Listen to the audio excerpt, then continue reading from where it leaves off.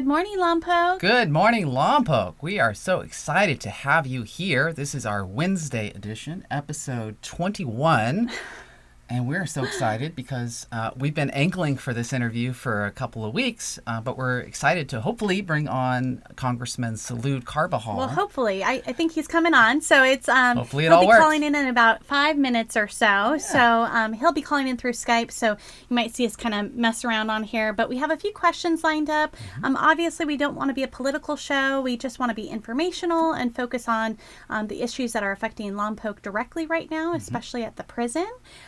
So he's going to chat with us a little bit about that, as well as the package that the House is currently working on that could also directly impact Lompoc and its citizens. So, but before we get to that, I know a lot of you probably already saw we had some really fun news yesterday morning. We were surprised by this bear. And it's funny because only a couple of weeks ago we were all excited that Solvang had a bear. I know, and now we have our own bear. And then we got our own bear. And there was some really fun videos. I can't imagine walking outside my house and seeing a bear run by me. Can you play that one again? Well, it's on a loop here. And then this lady caught it on her ring. Lompoc. This is in downtown Lompoc. This is amazing. And it's a black bear, not a brown bear, even though he is technically brown. That was pretty amazing. There were some other photos. The one on the left is him playing with a ball right before he was safely captured. And then they put him in a back of a van or truck. And then they relocated him to an open area south of Lompoc. That's a big guy. Right? Yeah. Well, it's amazing that they have when this happens, they have a system to go track him down and get him safely back out to the wild. Yep. Pretty crazy. But yeah, it came all the way into town. Yeah. Actually, it got as close as about 4 or 5 blocks away. Yeah. But we slept through the whole thing. Somebody said that our video is ahead of our audio. I don't know if is it like that for everybody? Oh, she says it's okay now. Okay. All right. If you guys are having any issues on your end with sound or audio, please let us know. We'll try to get that fixed as quickly as possible. Yep. Okay. Good morning. All right, so he should be calling in here in just a minute, so I don't want to necessarily play anything else. We are also going to talk about testing today. Yes. So there is a brand new testing facility that just opened up literally down the street from us at the Anderson Rec Center here in Lompoc, and they are testing everybody. Everybody and anybody who wants a test. You just need to book an appointment. So I'll have... So your process, you're going to talk about that in a little bit. I'm going to talk about that right after our interview with Salud. So that will probably go about 15 to 20 minutes or so. And then... yeah, I'll go through that. They didn't let me video inside of the rec center. I wanted to, but I kind of talk about what happened with my nose and how it feels now. It feels totally fine. And we're still figuring it out, too. I know there's lots of there's ongoing confusion about testing and which tests and lots of those different things. Ultimately, we need as many people to get tested as possible, not to prove that we have the virus, but to start to sift through the numbers and understand how the data can help us get back to... some normalcy, hopefully. I mean, if you look at the prison, too, a lot of the people that tested positive aren't showing any symptoms. So that's a pretty big deal. So if we do have a better understanding of how many people, even in general... Oh, there's some Salud. Hey. Let's answer that. Hopefully this works.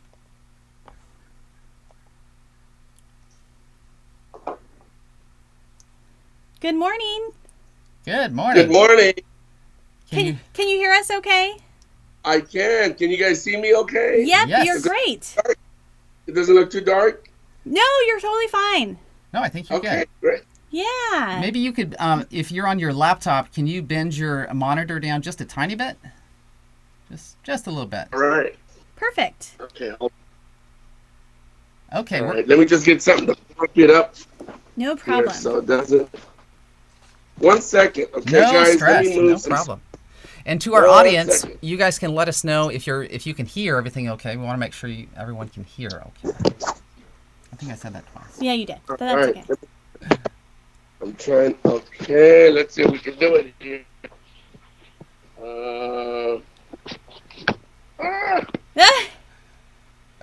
Is that a little better or the same? I think we're good. I think that's fine. Yeah.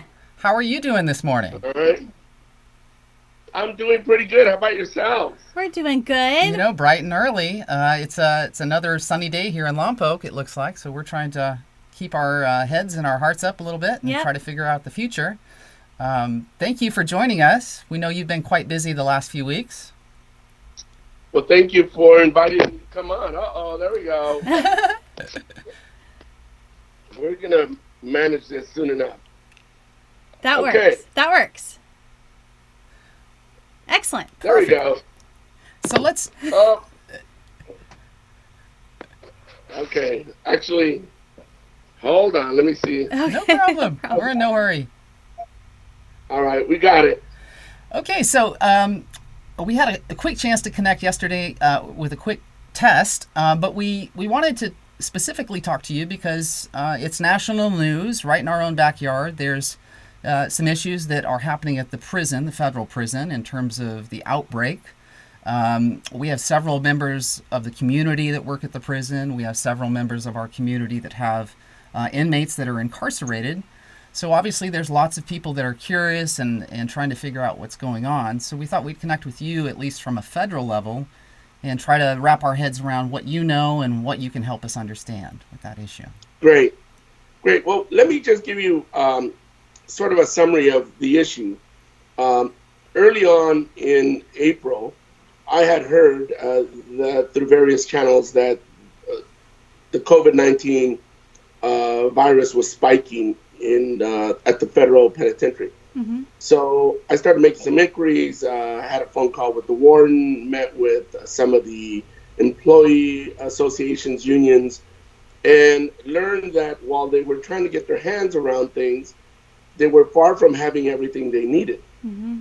So obviously there was a sense of urgency. So I, along with Senator Feinstein and Harris, wrote not one, but two letters to the Bureau of Prisons outlining the challenges that we heard existed at the prison and the strain that potentially could put on the broader public health system for the general public, because the inmates were starting to be taken to the Lompoc Valley Hospital. Mm-hmm. So we put those letters forward and hoped that they could create some urgency. And I got to tell you, the prison was woefully unresponsive initially. And it took them a long time to really put in place the measures that we requested. Mm-hmm. To date, they have not implemented all the measures. They have started to implement some of the measures. Personal protective equipment. They stood up a 10-bed brick and mortar retrofit of a hospital for 20 beds. It's my understanding this week they're trying to stand up a tent mobile hospital for up to 50 beds. Okay. But they've abandoned the initial brick and mortar hospital of 100 beds. So there's still lots of concerns of how they are getting their hands around this, not only for the inmates, but for the staff that go home to their families and are afraid of contaminating their families. Mm-hmm. Are the lines of communication a little bit better now? Are you getting updates, daily, or is it? Do you have to keep reaching out? We get updates basically through press releases that they send out, or the county public health officials. They really don't communicate effectively with anyone. I was on the phone with one of the governor's cabinet members who was frustrated that they're just not good communicators, even with the state. So my staff do reach out to the Bureau of Prisons and have had some conversations phonically, which provide us more information when we do that than did the letter that they responded to us on May 7th. Okay. They provided a response to us to the two initial letters, but it was woefully inadequate. It didn't really cover all the issues that we requested they address. Okay. So just for our audience, I want us to be very clear and give you the opportunity, because this is not, you're not at all, and correct me if I'm wrong, you're not at all saying that you're not hearing from prison workers or from the staff that's on the ground here. This is more of an issue about the Board of Prisons at the federal level. Absolutely. Okay. Jeremy, you're absolutely correct.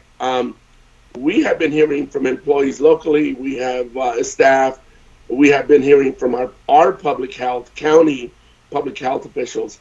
but the Bureau of Prisons administration nationally has been unresponsive. It was the point I was making. So Sure. thank you for clarifying that. Yeah. Yeah, no problem at all. We're going to check our sound real quick. Give us one quick second. Just want to make sure. Oh, that's Lori, so it was just, I remember it was a little Okay. tweak with his, I think, connection for a second. Perfect. So, Awesome. You have another question? I think in addition, I know that you said that they haven't been as responsive, but if one of the things that you could look into for us, I know there's a lot of families here in town who have loved ones that are incarcerated at the prison, and they haven't been receiving any sort of updates on their loved ones and what's happening. Is that something that you can comment on or look into for us? Yes, we understand from the limited information we've received that they have commenced to allow letters to be sent free without having to pay for postage. So the inmates don't have to worry about that. They have done that for the U.S. Penitentiary Unit, but not for, no, that's in terms of phone calls. They are doing that now for the entire prison. Phone calls, they initially did it for the penitentiary medium security unit, but they have not allowed phone calls for the FCI, which is the low security unit. Okay. Interesting. So I guess if some of the families have said that their letters aren't getting through or something to that effect, do you think there's like an active, I mean, I guess I just kind of wanted to get some answers for them or see how they might be able to communicate. I certainly understand their concern, first of all, and the plight and the frustration that they've had. I have the same frustration with my communication with the Bureau of Prisons. But my staff continue to call at different levels of the Bureau of Prison staff and try to get information. Like I said, the latest we received is that they have commenced allowing U.S. postal letters to continue to be sent and received. Okay. Awesome. We're gonna continue to. We have a lot of people that have messaged us with concerns and such, and if you'd be so willing, over time, we'd love to just forward a few of those on to keep you kind of up to date with what's happening on our end. Absolutely. Slightly, and not to necessarily change the topic, but the times ahead of us are obviously going to be pretty difficult and pretty tough. Collaboration matters more than ever. Can you speak to some of the people here on the ground? Obviously, you're working or in touch with county supervisors, leadership here in Lompoc with the mayor, people on base. Can you talk about the collaborative work that's happening right now as you guys are addressing this concern? Well, I think under this challenging circumstance, what it has done is it really has, on some level, galvanized our community to work differently and work collaboratively in so many ways. I have been reaching out to base officials, mayors, nonprofits, businesses, hospitals, to get a sense of their challenges, to make sure as we do work in Washington. As a matter of fact, the HEROES Act is the latest economic relief package that we're going to be voting on this Friday. I leave to Washington tomorrow. But certainly everybody has been collaborating, working together, using this technology, Skype or Zoom, or just phonically, to stay abreast, to do work remotely from home, to make sure we're sheltering at home and providing for the social distancing. So I think that, society continues to chug along in a way, just differently. And obviously, it's taken a while for us to even adapt to this kind of world. You saw how I was fumbling with the iPad earlier. Even just getting well situated can be a challenge. But I am seeing that our community continues to come together. It's forced us to look at contingency plans. It's forced us to look at things that we didn't really look at or consider as well in the past. And speaking of it, I think your HEROES Act probably has a little bit to do with this, but right now, with the numbers at the prison, they are hindering our ability to potentially reopen as a county based on the requirements set by the governor. If Lompoc isn't able to reopen, or Santa Barbara County isn't able to reopen at the same rate as other counties around us, how will the federal government be able to help support our community financially? Well, thank you, Michelle. Well, let me tell you that in the HEROES Act that the House is going to pass, assuming that's the final bill that gets enacted into law, the Senate still has to pass its own version of the bill. and then we conference it and come out with concessions on both sides into a final bill that is signed by the president. Right. Assuming all that works and comes together, right now, as today and this Friday, we're going to be voting on the HEROES Act, which provides the city of Lompoc right now $25.3 million of support for the year 2020 this year. And for next year, it would provide for 2021 $12.6 million of additional support to the city of Lompoc. That doesn't even touch on all the support that would come for continued for small businesses, unemployment insurance, agriculture, workers, essential workers, hazard pay, protecting and providing resources for our schools, K through 12. It's a pretty robust economic relief package. Uh-huh. So based upon that, obviously this is the House version at the moment. Like you said, it does have to go through the Senate and potentially will be signed by the president. How hopeful are you that that this will carry through in the final bill that actually reaches the president's desk? I am very hopeful that a good part of this will remain in the bill. Where I think, while some things may be kicked out, because that's the nature of negotiation, I think what will more likely happen is reduction in numbers. So maybe we're saying 25 million for Lompoc, but it could be 10 or 15. I'm just saying that's a likely type of outcome. But I think a lot of these things will be in the final bill, and there still is a sense of urgency because you are hearing that just when we were getting to open up, all the public health professionals are saying, but wait a minute, there's another spike coming in the winter, so let's be more gradual, let's take it easy, but still balance saving people's lives and public health with commerce and making sure we're reopening our businesses slowly but gradually. So, Michelle, I didn't answer your previous question about the numbers at the prison impacting the overall COVID-19 numbers for Santa Barbara County, because obviously it inflates them, and the governor has put forth a criteria and a number of phases that dictate whether we're able to open up sooner or rather than later certain businesses. Well, we're trying to get the governor to tell the prison what measures they have to implement so that he could feel safe and comfortable separating those numbers out. Okay. So that Santa Barbara County could perhaps have better standing in being able to open up sooner rather than later certain businesses. So I asked that of the governor's administration. I have asked that of some of our state legislators. And as soon as we get that, the prison, I'm hoping, will implement those, and I'll be pushing that they do that.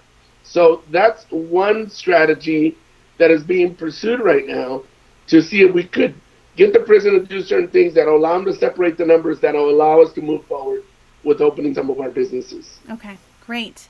Yeah, and I did hear that the County Board of Supervisors also wrote a letter to the governor trying to at least relax some of the standards, because we're meeting, it seems like we're really close to meeting most of the requirements for reopening, but obviously the number of infection standards and the number of deaths we're not quite at. So yeah. And I'm very supportive of their letter. Awesome. Thank you. Awesome. I had a quick question for you. Obviously, you've been able to spend a little bit of time in Lompoc, getting to know some of our folks here, our veterans, getting to understand city workers, the Chamber of Commerce, the wine industry.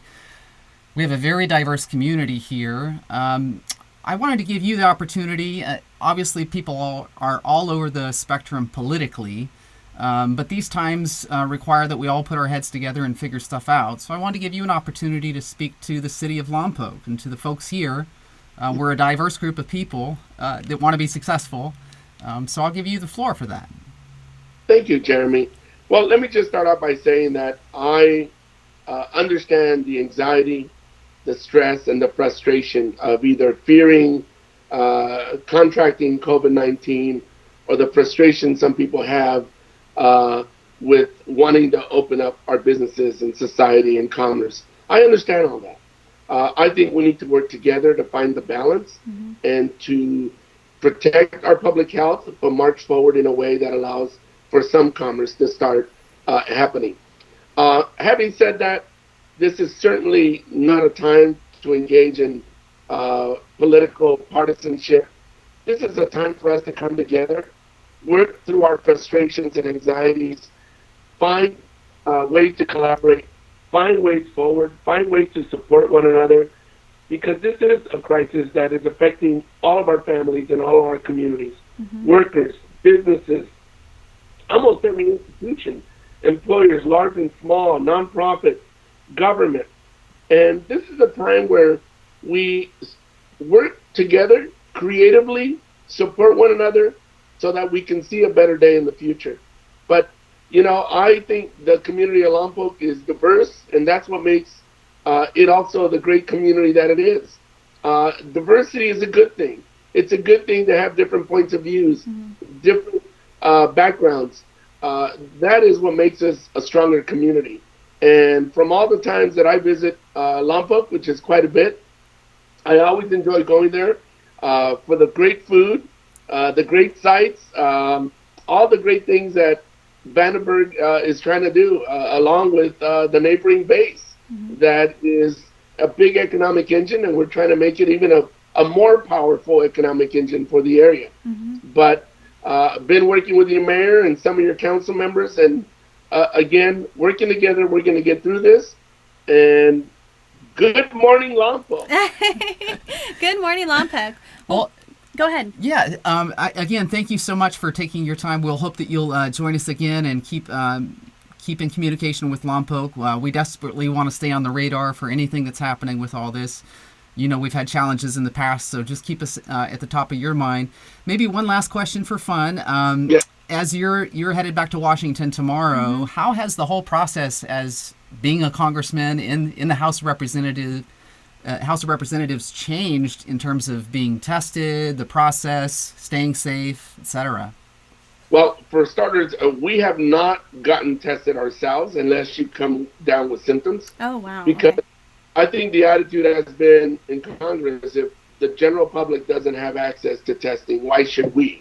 And I think that is being in solidarity with the rest of the nation. How has this changed? This has changed everything dramatically. As a matter of fact, in addition to voting on the HEROES Act on Friday, we're also voting on some rules changes that's going to allow us as a House, a representative body, organization, to be able to conduct hearings remotely and have proxy voting with all the securities that are needed to make sure that we have integrity and that we have security with how we conduct our business and our votes. That is something we're going to vote on Friday. And that's going to allow us to have remote hearings, debate, discuss, oversight, like the Congress is supposed to be doing, of administration activities and things that are happening. So certainly it's a new day. What I will tell you, though, is that I think this type of technology is here to stay on some level. Obviously, we're going to go back at some point to being physically connected again and hearings and what have you, but no doubt this technology has been thrust forward, and it's going to be part of our daily lives in some way or capacity in the future. But let me just conclude by saying, like Congress, everyone else, we've all been affected by this, and we just have been social distancing, using masks everywhere we go, and sheltering at home for the most part for the past month and a half. But I also flew back twice, if you remember, to vote on 2 previous economic relief packages. Right. So we're just trying to create that balance. Right. Awesome. Well, awesome. We appreciate all your time, and thank you so much for coming on. And if you're open to joining us again, and then in another week or so, if we have more updates from the prison, that'd be wonderful. Absolutely. And let me thank you, Michelle and Jeremy, for this venture that you've embarked on. I know it's more selfless than anything because you are providing a great information medium to the community of Lompoc. And for that, on behalf of the community of Lompoc and myself, thank you for what you're doing. We so appreciate that. Thank you. We're having a lot of fun, and we've had a lot of outpouring of support, so it feels good. Yeah. We're just Well, excited. congratulations. Thank you. Congratulations. We're just excited to show off how great this town really is and remind people that we do matter and we should keep our heads up and be proud. So thank you again for your Absolutely. time and for your efforts. Good luck on your and travel safe tomorrow. And we look forward to catching up with you very, very soon. Great. Looking forward to it. All right. Bye-bye, everyone. Bye. Bye, Lompoc. Thank you so much. Bye-bye. Bye-bye. Okay. All right. All right. I think let's see. All right. Okay. We're back. I think we're back, guys. Thank you guys for joining us today. That was a great opportunity to kind of figure out what's going on at the federal level. Again, we're not trying to be political. We know people have opinions and Yes. ideas. At the end of the day, we're trying to get some information out. To the point of not being political, we're looking at talking to hopefully Bob Nelson, which is our incoming county supervisor here, which can speak a little bit more to the efforts of the Jordan Cunningham letter that was drafted to the governor to try to separate those numbers. Yep. So hopefully Bob can give us an update from the county Yep. and keep us updated there. So it'll be on Friday, we yes, think. Friday. Hopefully, so. Friday at 8:30 is our next show. We hope you'll be there. We'll give you some updates in between. Thank you guys for tuning in. Be sure to share. We're not done. Oh, we're not? You're acting like we're done. I got so excited. Oh my gosh. Okay. So we want to talk a Don't little bit mind me. more about testing. He did say, obviously they're not getting all tested there because there aren't enough tests nationwide. But Santa Barbara County has really stepped up on the testing to try to meet the standards. So we have a testing facility that just opened up here in town on Friday. It's at the Anderson Rec Center, which is right down the street from us. Yep. And just to check it out, I went through the process of getting tested. So it's just a website. You go to lhi.care/COVID testing to book an appointment Friday through Tuesday. This was how many times were available yesterday afternoon when I went on. Went on at like 10 a.m. in the morning and they were pretty wide open. When you arrive, just make sure you wear a mask and have your ID number. This was a quick video I took.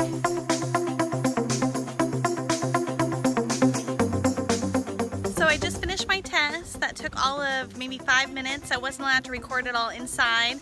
It definitely was uncomfortable, but as soon as it was over, it went away really quickly. So made my eyes water a little bit. I did mention to him that I'd heard that from some people that it was a little bit painful, but he said it definitely depends on who's administering the test. So he did a great job.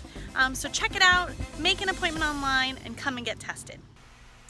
So, and one of the main questions you might have is, I feel fine. Why am I even getting tested? So many of the people at the prison were asymptomatic and got tested and had the virus. Means they felt great. No problem. And one of the reasons, of course, as a community, why it would be important for a percentage of people to get tested is because if those numbers are data at the end of the day. So if 10% of the community got tested and in those numbers, less than 10% of the community were positive, that's actually a really good sign. But if it's more than that, it's an issue. And from what I've read, I think the nationwide average of the total number of people getting in communities that are getting tested and what the numbers are coming back is about 16% positive. So if we can get tested, find out where we're at here in the community, I think it's really important. And it took 10 minutes to make the appointment. Once I got there, it was no more than 10 minutes inside and out. It wasn't comfortable. I wouldn't say I would love to just have things in my nose anytime, but it wasn't that painful. It felt like a really bad sneeze coming on, and then it was over. So, and they are trying to get the word out because it is important so that we have some data. As soon as we can measure something, that's how we can figure out how to get open. Yep. So I know a lot of us feel great, no symptoms, no problems. Yep. Just consider that as soon as we have those measurements, things can start to happen. Yep. So keep that in mind. Something to check out. And you had something you wanted to share about. Quick shout out to. So you remember 2-3 weeks ago we donated some wine. The local wine community stepped up and donated to the hospital group. This great group of nurses here at the Lompoc Hospital, they pitched in on their own, and they're the ones working so hard, and they raised $3,000 of their own money and donated it to the local food pantry here. It's just another sign of how the community just puts their head down and gets to work and helps out each other. Another thing that makes us really proud to be from Lompoc. Yep, Yeah. definitely. I did want to mention too, in addition to that, because everybody keeps asking about the antibodies test too, and I know we would all love to get the antibodies test, thinking we still have it, but there's only, I think, from what I've read, one that has been FDA approved so far, and there is a pretty high rate of false positive. So it's more of a gauge for the community. It's not just a rubber stamp saying you had it, now you're protected, and you're fine. So just something to consider when you look at the different tests. How, so we don't get stuck here, false positives, how rough percentage? Meaning, I think from what I've read, I thought it was 15%. So again, it's great, but imagine if you were tested positive for something and it wasn't positive and there was a 1 in 5 or 6 chance. Yeah. So again, it can give us some data, but they're trying to get them a lot more accurate. And we also don't know for sure what our immunity is, if we did technically have the antibodies, or how long that will technically last. So all the science is still a little bit out on that. So just a heads up. It's a lot to wrap our heads around. We're trying to learn just as much as we can, as I know a lot of you are. Yep. It's really... it's concerning sometimes. Messages aren't always clear and we're not sure what's happening, but we're going to do our best to dig in, keep you guys updated. And just try to share information as it comes across. So for Friday, Brad always comes on and does a little recipe video for his cocktails. How did Brad get in this show? So Brad's going to do a little spin here and see what kind of cocktail we're having. I do want to say that we aren't going to be doing the happy hour show this Friday. Instead, I will be on Wes Hagen's show. If you know Wes Hagen, you know he is an amazing winemaker for J. Wilkes. It used to be Clo Pepe here in Lompoc. And he has a fabulous live show every single day at 5 o'clock, talking about wine and geeking out on things. So we're going to talk about mezcal on Friday at she's the smart one on 5 p.m. because I love talking about mezcal, and I'm a big fan of Oaxaca and that region. So we'll post that on our Facebook page, so you guys can go and follow that.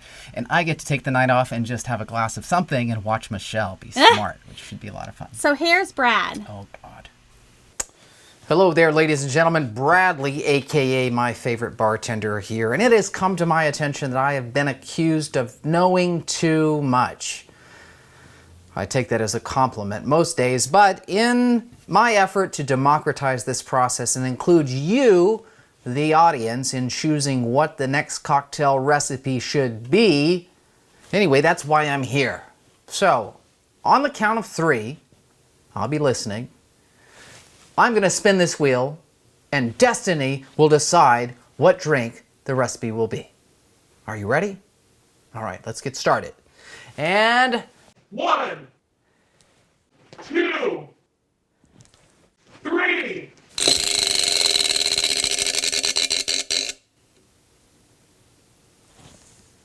we're going to the tropics. It's a Pina Colada Friday coming up. If you like pina coladas, you have to tune in for Friday's show. If you like a Bloody Mary, you'll have to find somewhere else to go. If you like pina coladas as much as Michelle and I, then just tune in on Friday. Well, I like pina coladas, not pina coladas. I am so... But is it pina colada? I think it's pina colada. whatever you want. I just like pina coladas. So You that's our like show. to sing, don't I you? do like to sing. So that's our show. Thank you so much for joining us. Thank you Thank for you. your questions. I know a lot of you were eager to have more questions, and we apologize. We can't couldn't get to ask them all. every single question, but Yes. we're going to stay in touch. Thank you again to Congressman Salud Carbajal. Yes. We're going to continue to stay in touch and try to forward as many questions and inquiries as you guys have. So stay tuned. Let's support each other. Let's be neighbors. And we'll see you Friday morning at 8:30 a.m. Yes. Thanks again and have a great day. Thank you so much. And here is your moment of Zen captured this morning, right? Yes.